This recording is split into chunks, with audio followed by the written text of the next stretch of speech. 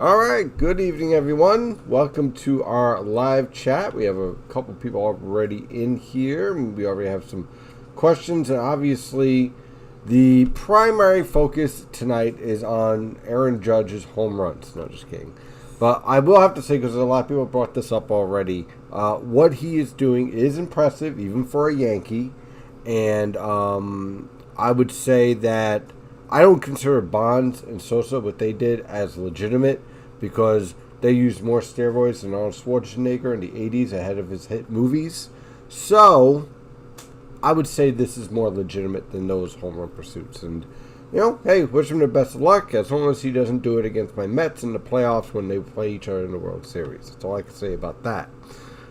In the meantime, we have some active tropical weather. Yes, we have our first Category 4 hurricane we'll talk about. And we'll discuss how these features are going to interact. The hurricane in the Atlantic, which is Hurricane Fiona. We have a tropical storm Gaston. And we have an air disturbance that the model guidance is producing all sorts of very interesting solutions that has basically caused my mailbox to explode with concerns about hurricanes hitting the East Coast, the Gulf of Mexico, heavy rain moving up the East Coast, all this stuff. So I want to really nail down those factors and explain what is happening in the atmosphere. And in order to do that, first we have to understand one primary thing here. And that is, all of this started with the evolution of the tropical activity in the Western Pacific. See, we had two strong typhoons lift up towards the Aleutian Islands and the Northern Pacific, which allowed for an evolution of the polar and subtropical jet streams to buckle. That led to reduced shear over the Atlantic and altered the MJO slightly, and coincided with our La Nina that's still in place, and enhanced the wave train coming off the African coast. So, all suddenly now we start to get a lot more activity in the tropical Atlantic. Meanwhile, the polar jet stream has buckled to the point now that we are seeing an impressive trough dive towards the eastern United States. And that is going to lead to some much cooler air just in time for the fall equinox, which is tomorrow around 9 p.m., should I say. So that's going to introduce, you're going to notice the difference with this polar air mass. You're talking about temperatures in the 30s, 40s, and 50s for lows. Of course, the 50s along the coast. 30s are possible over the northern interior. And an impressive storm, a potentially historic storm, impacting the Canadian Maritimes by this weekend.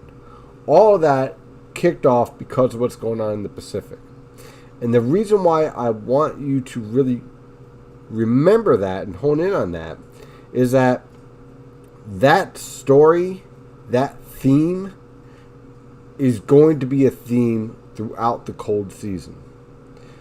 Now, remember what we've been talking about over the past couple of weeks, that this La Nina is not like other typical La Ninas, that there are a lot of mixed signals here, from the sea surface temperatures to the way that the polar and subtropical jet streams are interacting already, to the factor that we have that volcanic influence with the well above normal moisture and dew points in the upper stratosphere that's starting to influence the mid and lower stratosphere, that you're having an influence on the QBO.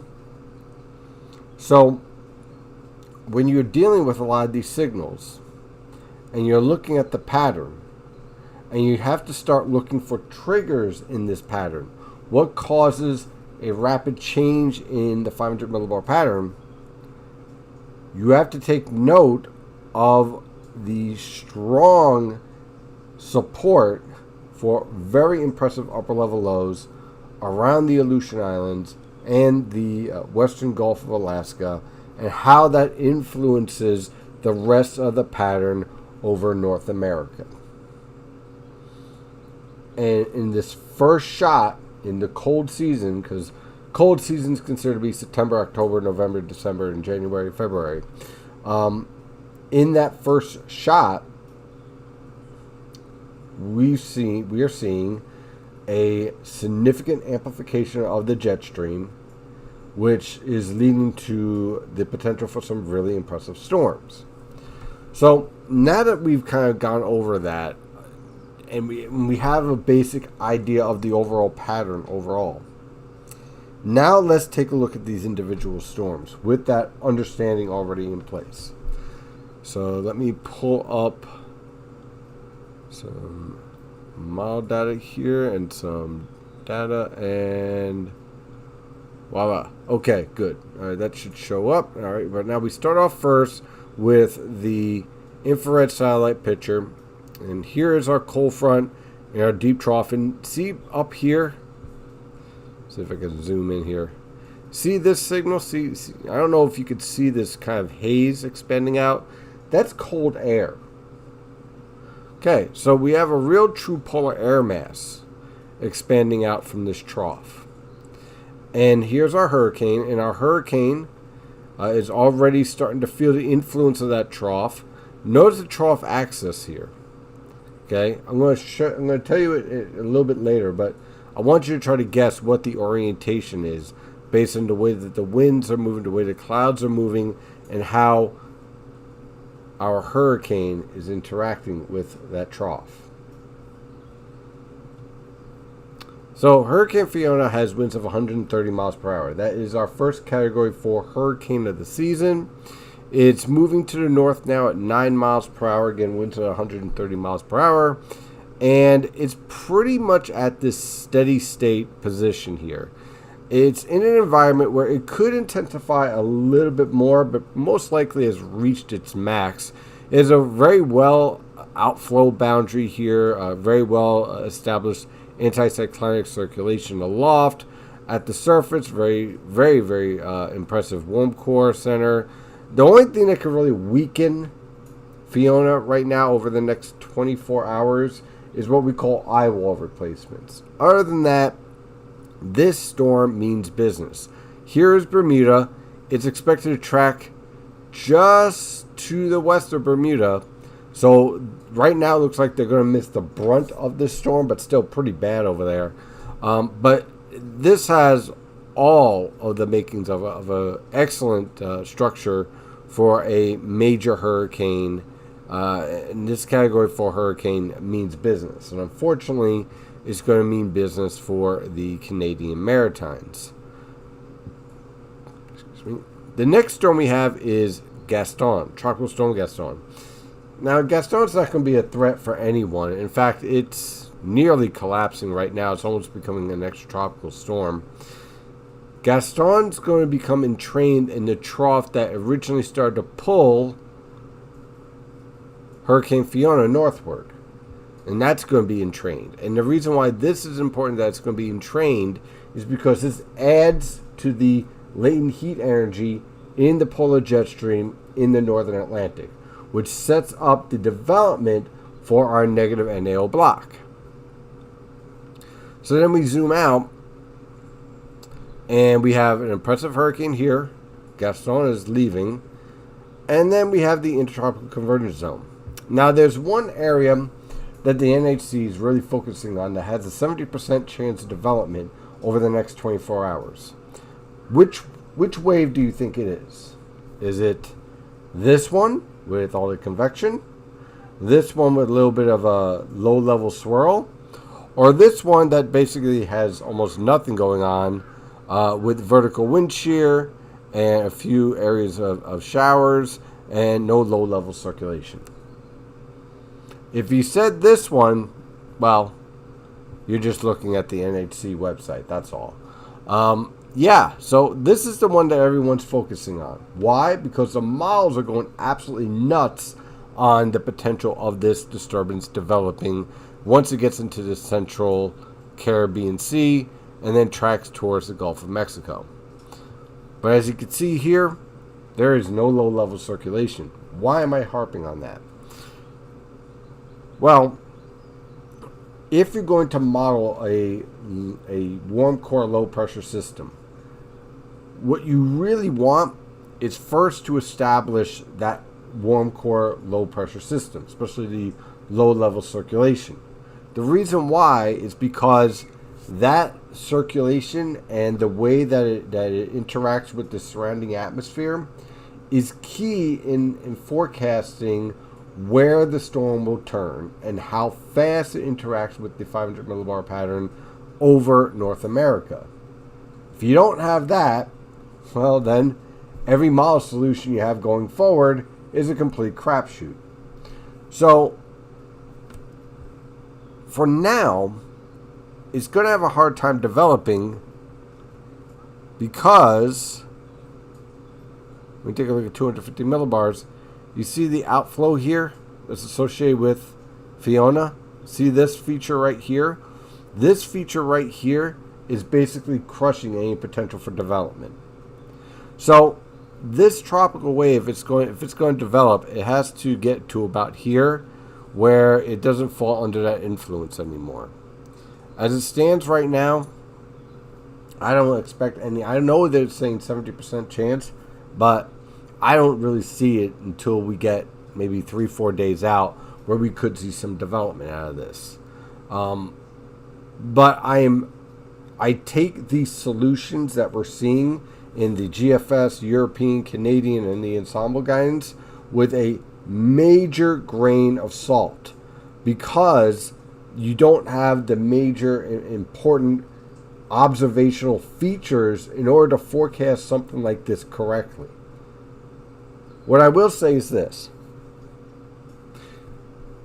because our hurricane lifts north, and we'll show this in the model guidance here.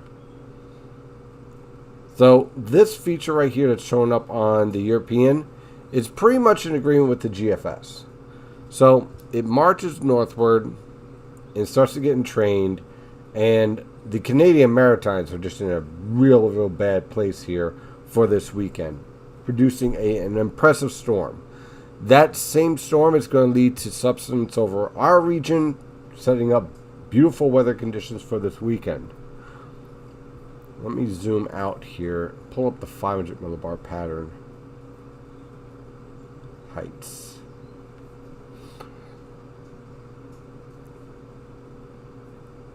Now take a look what this does, this interaction. Keep an eye on here. This whole setup enhances our negative NAO pattern and then builds this powerful ridge. So as a result of this whole interaction, you get an environment in the Central Caribbean that supports favorable conditions for tropical development. Meanwhile, that feature will also be working and developing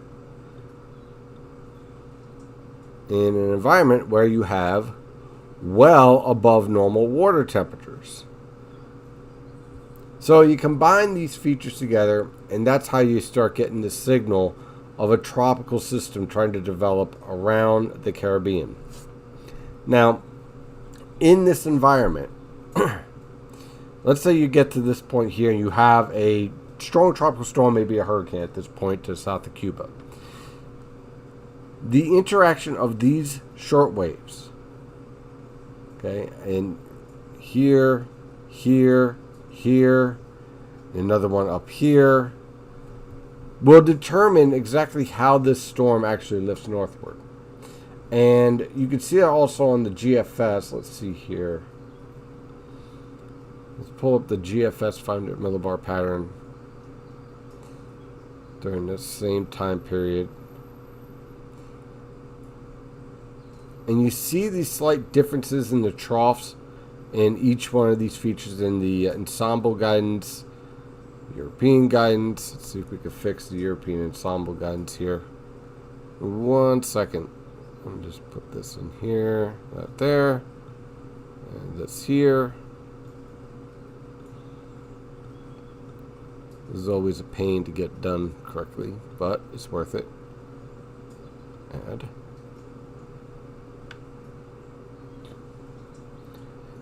Each different feature of this trough axis and where it's located in relation to our tropical system is going to produce a different solution every model run, every time.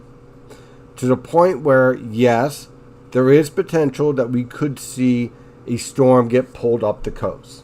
I can't rule it out. But I can also see this scenario where the trough entrains the storm, cuts it through Florida, and heads it right out in the Atlantic with no other impacts aside from Florida. Or it misses the trough, falls under this ridge it's building, and heads towards the central Gulf Coast or the western Gulf Coast. The point is, I don't know yet, and neither does anyone else, nor any of these models. So my advice is simply be prepared, okay? Which you should be doing anyway. It is that time of year. You should be having your supplies ready for nor'easters, have your supplies ready for hurricanes, have your bottle of water set up, stuff like that, which you should do any time during this season. But I wouldn't go any further than that. Yes, there's potential here for a heavy rainfall event, but that's pretty much about it. I can't really go beyond that point here.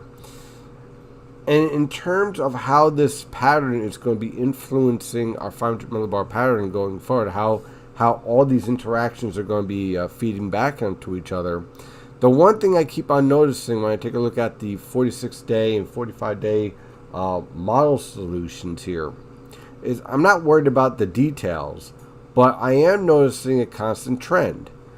All the way through fall, we continue to see this interaction of this trough somewhere around the Aleutians and the Gulf of Alaska, a ridge somewhere around the Rockies, especially around Idaho and Montana, and a broad trough over the eastern United States, and the potential for on-again, off-again blocking, setting up over the northern Atlantic. So we continue to see these signals that are likely going to be enhanced because of the transport of latent heat from the tropical Atlantic into the higher latitudes, but also not only from the tropical Atlantic, but from the tropical Pacific as well. So that's what I have for this evening. That's my those are my thoughts thus far based on the data I'm seeing. So now I will take your questions and answer them, and we'll go from there. Let's see here. One thing, Card has a point about Judge's home runs. Yeah, actually, yeah, they're below the 154 games, so that's a good point. It's actually a legitimate home run record if he gets it done. And if you want to talk about gambling on yourself and basically trusting yourself to get the biggest contract possible, I mean, wow. I mean, the guy rolled snake eyes and just dominated, man. That's good for him. The Yankees are going to have to pay big time for it. Rob Allen says, evening, Stephen. Evening, Rob. Based on your thoughts, I get the feeling here that sooner than later our atmosphere is going to explode with an anomalous high-impact storm, whether that's next week or this winter. Would you say it seems the theme is moving towards that way? I pause only because I don't want to sound outlandish or make any bold or unsubstantiated claims. But I will say this. The addition of the volcanic activity on the stratosphere, that water vapor in the higher portions of the stratosphere, creating complete and total havoc from everything from the evolution of the polar vortex developing. In fact, let's pull that up. Let's see here. See if we get some new data. Our new polar vortex is starting to form. And the thing I'm noticing with the polar vortex already on the European and on the GFS ensemble guidance is a warping. This is not a strong polar vortex that's developing here, ladies and gentlemen. This is one that is being warped already. And that is typical of an air mass that has been, I guess you could almost say, tainted in a way. So I could definitely see your point about the potential for a major storm, or at least, let me put it this way, there is a lot of potential energy out there. How that becomes kinetic or active, I don't know yet. But yeah, there is definitely a lot of potential. Looking at 250 millibars in Earth News School. Okay, let's go there. Boom. Very strong subtropical jet coming into the southwest right now on the equatorial area. And it's meeting a strong polar jet diving from Canada. Both jets seem really amplified. He is talking about, and let me knock this down here, this feature right here. Here's a subtropical jet stream. Here's a polar jet stream. Why is this so important? Because in a La Nina, this shouldn't be happening. That's why. That's why when you see individuals putting out like textbook La Nina forecast for the upcoming winter, they were doing it in August, they're doing it now. Ladies and gentlemen, this feature right here, should not be here in a La Nina. This should be much weaker. Oh, and by the way, this shear should be much weaker in a La Nina state. It's not. This is not your typical La Nina. This is not your grandma's La Nina. This is a very interesting La Nina with a very amplified polar jet stream and an amplified subtropical jet stream. Also, can't remember seeing the Indian Ocean this cool this time of year. Yeah, definitely. And that is the cool Indian Ocean aspect here. Let me go back here to world. This signal right here, let me pull this up here. Okay, this signal should teleconnect to this weakening. And it is. It's starting to. When this goes very warm, then La Nina will strengthen. When this gets very cool, the La Nina will weaken. Keep an eye on that. Is there going to be enough cold air for Fiona to bring snow to Canada if it goes extratropical? Portions of Canada, yes.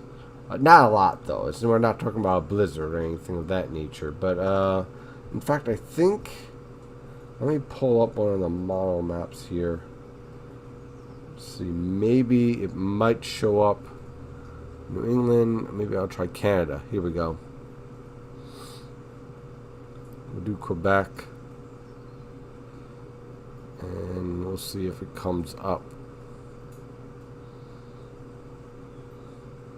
Yep, there's our snow. Now, granted, it's not a lot, but they could get about 5 to 10 inches of snow in northern Quebec out of this. And some portions in the higher terrain as well. So, yeah, this is going to bring some snow. Card says, one thing I noticed is that the warmest water in the Pacific seems to coincide with the heart of the Ring of Fire. Is there any info to any subsurface geothermal volcanic activity in those areas? I know there's studies going on about that, but nothing to directly connect the two at this time. But it is a theory that is being studied, perhaps under volcanic flows. But we don't have any strong data yet, and they're still doing research on it. So I'm not prepared to go beyond anything other than that fact that there is research going in onto that. What I would say is that this environment that we're seeing, and I mentioned this on Long Range Thoughts a couple of days ago, premium members, this environment of basically very warm waters in the northern Pacific and northern Atlantic is a very unusual signal. It's a signal that suggests there's a lot of potential energy out there with both oceans to support dynamic storms.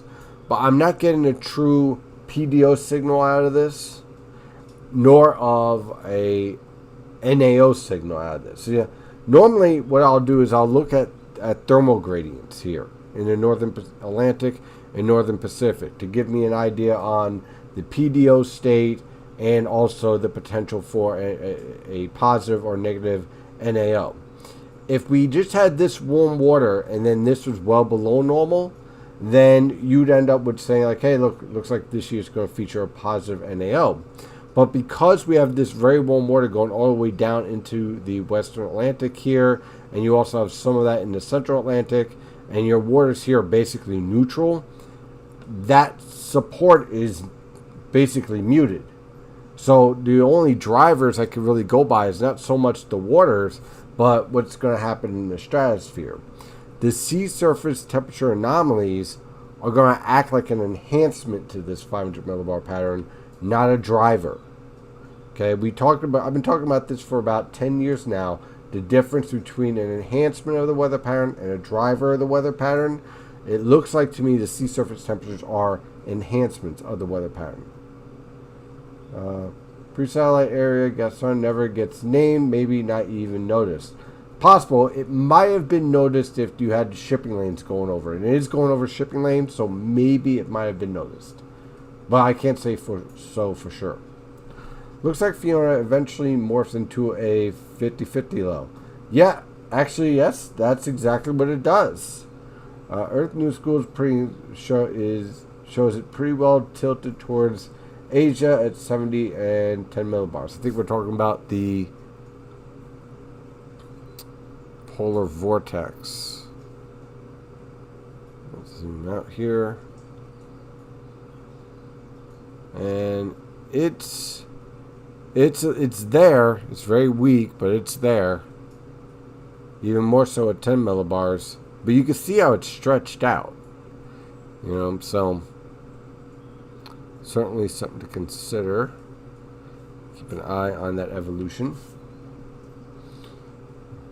You have mentioned in your premium thoughts that this winter's teleconnections have been limited to nearly non-existent in giving you a clear direction for the winter forecast. Yeah. Do you have an analog that comes to mind with this? Do you think the winter forecast may be delayed this year because of conflicting points? Okay, a couple of different questions there. I have not used any analog. I wanted to start off with a base of the 1970s, mid-1970s. Problem with that is that the evolution of the Enso state is not the same as what we saw in the mid-70s. Also, we don't have that volcanic activity that we saw that we're seeing now. That right there, I think, is a major driver. I think that is a clue. That is a clue on how the stratosphere is going to interact. So what I've been doing is reading a lot of research on the introduction of water vapor, high amounts of water vapor in a very short period of time, relative to the timeline that we're talking about, in the upper stratosphere, working its way down in the lower stratosphere, and how does that interact with the QBO, which is winds at 50 millibars and 30 millibars, and how that influences the high latitude blocking regime. From there, I'm taking the sea surface temperatures, combine that with the influences that we're seeing with global warming, i.e. the sea ice impact, and how that's impacting the Siberian snowfall growth, combine all those together and try to figure out this pattern. I do not expect there to be a delay in the issue of the winter forecast, minus a day or two, depending on when it's Friday. But I do plan on issuing it, as always, in late October. No home runs, but 2 doubles. Well, there you go. Oh, that's right. He's also chasing the Triple Crown.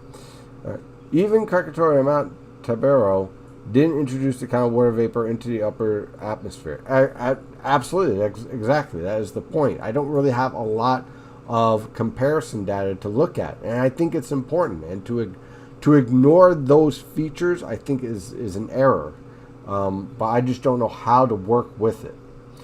Checking out what's going on YouTube here. Let's see what we got here. Good evening, Judy. Is the cold front that is approaching for tomorrow going to keep Hurricane Fiona out in the Atlantic? Yes, for us. No, for the Canadian Maritimes. Here, let me see here. This is the water vapor satellite picture. I hope everyone can see that okay.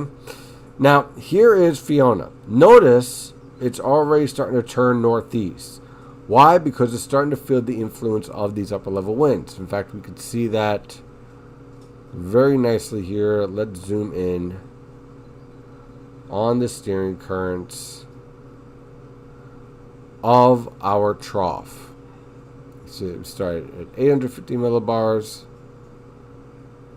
right here, all the way up to 250 millibars right there. So it's already starting to influence the track of our storm. And where did I put that? Here it is. Okay, so this trough is going to continue to deepen and force Fiona to track to the northeast. Now, I mentioned earlier, hey, take a look at the trough axis and why do you think the storm will exit out in the Atlantic? What's the trough axis? The trough axis is what we call positively tilted. Okay? When you have a positively tilted trough, the upper level winds are from the southwest, and it forces anything that's out here to track to the northeast. When our hurricane Fiona gets to about this point here, the trough axis is going to go neutral, and so that's going to allow Fiona to be tilted and pulled towards the Canadian Maritimes. We can see that better here in the 500 millibar data. Okay, so here we are tonight, tomorrow night, should I say. There's our positively tilted trough. There's Fiona. By Friday morning, the trough starts to go neutral, as in the trough axis is north to south. Here comes Fiona getting pulled into the trough. And then that interaction causes the trough to go into a negative tilt and pulls Fiona into the Canadian Maritimes. But all this happens too late for us. For us, this trough is going to kick Fiona right out into the Atlantic, where it belongs. Unfortunately, it's going to be a real problem for the Canadian Maritimes. But for us, it's just going to lead to some pleasant and very cool weather conditions. Do we continue to remain dry? For now, yes. Does the cooling of the waters south of the Canadian Maritimes help reactivate the hurricane season? Not really. They don't really have any interaction on either one, so it's not really a factor. Giants 2-0, how do you feel about that? Okay, I'm a Chiefs fan.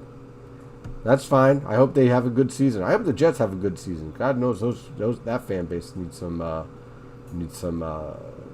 good days ahead.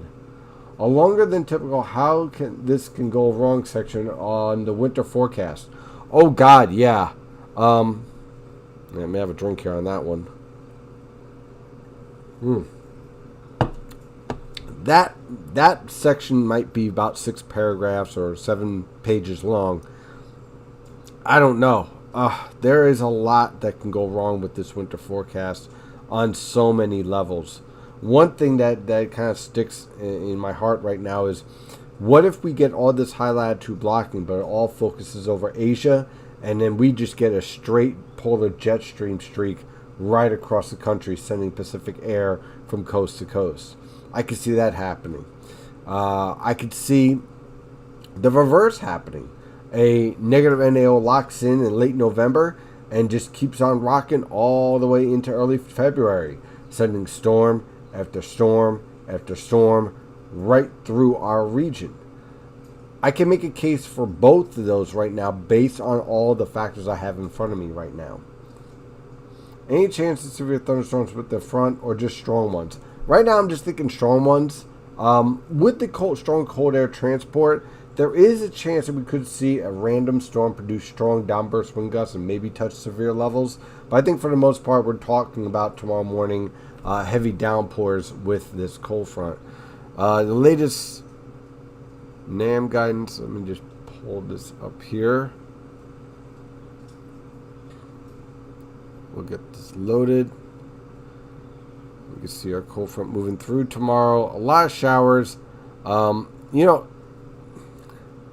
If there's going to be a severe thunderstorm, I think it's going to be isolated. I think the primary theme here is going to be heavy downpours moving through, an occasional rumble, and that's going to continue all the way on in the early afternoon. I think in the evening rush hour is going to be clearing up just nice. Let's see here. You had mentioned that you were working on a research paper many moons ago. How has that been going for you? I haven't heard much talk on it. I've been working on data going over the evolution of our temperatures, water vapor, and the various cities, and trying to compare that to data from the 1800s and 1900s. And I'm taking a long time to collect this data and going over it. And I don't want to say much beyond that, other than something that's more like a life work type thing that I just have stored on the computer. That I'm kind of testing to see what are the changes in the urban heat island effect and how to accurately adjust for that in forecasting, not just in urban settings, but also in suburbs as well, and how that impacts things like the mesoscale environment. But that's something that's going to take years still for me to do. Notice that the storm line that came through earlier this week was not killed by dry boundary. Yeah, the dry boundary layer that we were dealing with is definitely eroded. It's starting to erode away, and it's starting to have less and less of an impact on our weather pattern. Will Fiona become a Cat 5 as it moves north? I'm not expecting it to.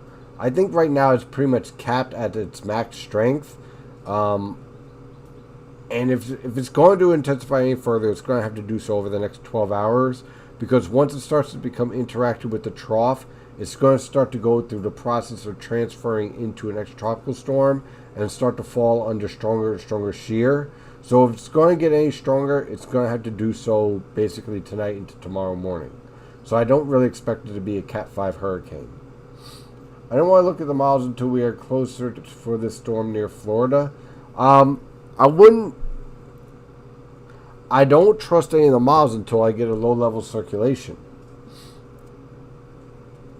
The reason why I don't trust the models right now is not to say the models are bad or I don't like models or anything like that. It's not the old man screaming, "Get off my lawn" type scenario here, guys. It's just that, well, let me zoom in. I'll make a comparison here. Here we have Fiona. We have a well-established circulation at all levels of the atmosphere. We know how it's interacting with the 500 millibar pattern and all the other mid and upper level features throughout the Atlantic. So we have all these known features. Then we have our tropical wave down here with maybe a half of a circulation on the northern coast of South America. Not exactly the best environment for development. So we have this trough here. That's about it. The problem with this is that when it gets here, we don't know whether there's going to be low-level dry air it has to overcome, any lingering vertical wind shear or subsidence from our storm lifting northward, from Fiona lifting northward. We don't know whether or not the structure is going to be developed more further south, or if it's going to be focused more towards Jamaica, and how that influences the track of the storm, whether that means that it moves over the heart of Cuba, Or does it move in between the Yucatan Peninsula and Cuba and ends up more towards the Central Gulf? We don't know. There's all sorts of unknowns here. And so as a result, I can't say with any honesty or with any certainty, that's for sure, of what's going to happen in the Caribbean. There is even a chance, I know no one wants to say this, there is a chance this might not develop at all. And then after that, now you have a whole bunch of people posting all these maps all over the place and people wondering what happened to the storm. You know? So, what do you do with that? You know, because no one's saying that. No one wants to say that. But yeah, there's a chance this doesn't even develop. Too much wind shear, too much dry air. The low-level circulation develops too close to the coast. Never really gets its legs under it. We've seen that before. Is the outflow from Fiona going to inhibit Invest 84? Yes, that's part of it. That's what's happening right now. That's literally what's happening right now.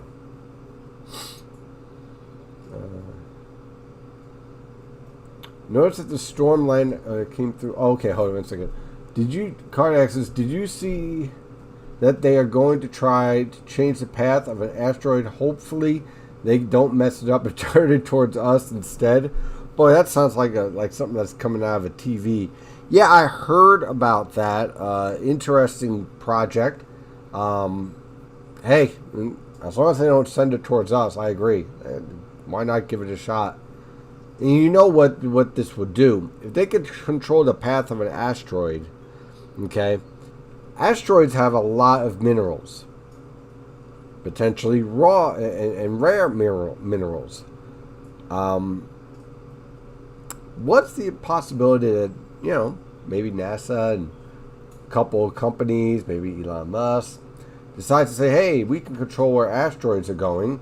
We'll send a rocket onto an asteroid that we know is full of, let's say, lithium, and we'll mine it. There's your next industry. Do you see that they are going... Okay, hold on. What storm? It doesn't even exist yet. 70% forms means 30% it won't. Yeah, exactly. A lot of people are getting ahead of themselves, posting all sorts of model maps and model projections of a low-level circulation that doesn't exist yet. All I'm saying is I'd like to see it develop first.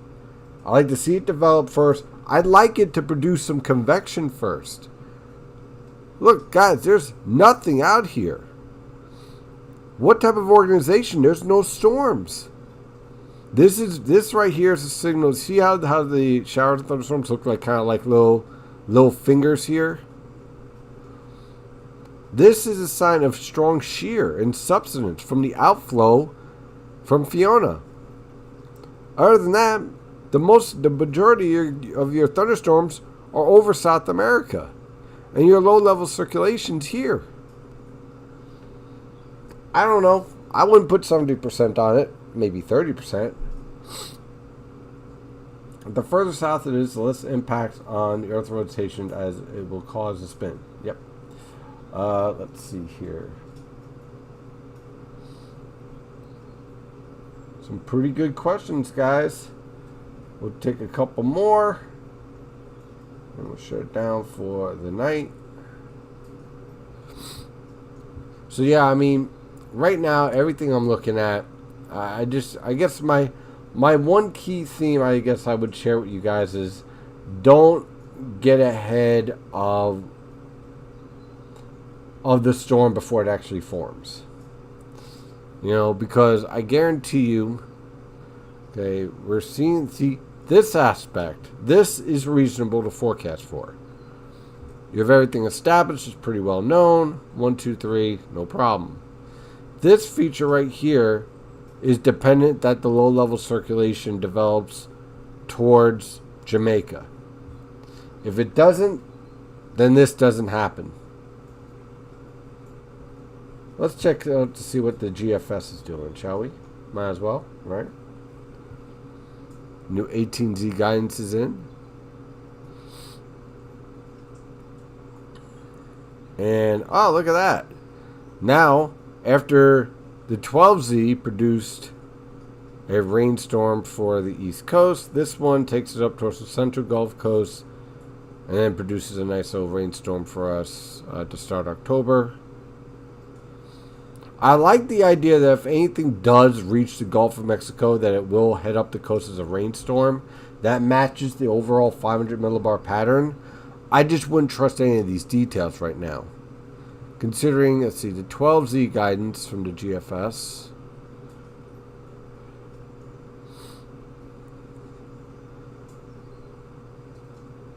Even produced some snowfall up towards Canada. So again, what I'm just trying to say is that tonight I would not get too caught up in the model guidance right now until we get better idea of what is actually going to happen. The convection is being pushed towards the land also. Exactly. I would be more impressed if I had at least some convection, not even a low-level circulation, just thunderstorms in general over the waters. Now that could change rapidly, but right now I ain't seeing it. Maybe I will later.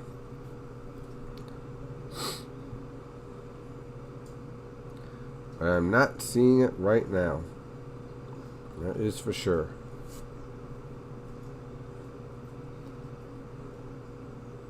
No problem, David. Okay, well, I think we'll close it up for tonight. I think I answered all your questions. If you have any other questions, throw them down now. Other than that, I think we will shut it down for tonight.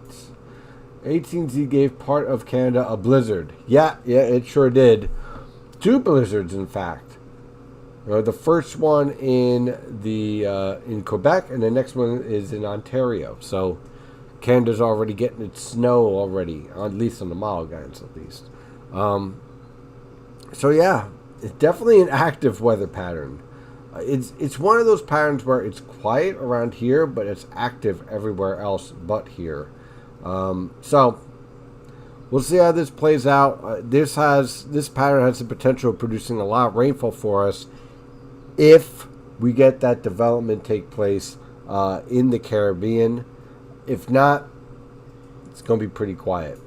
So we'll see how that plays out.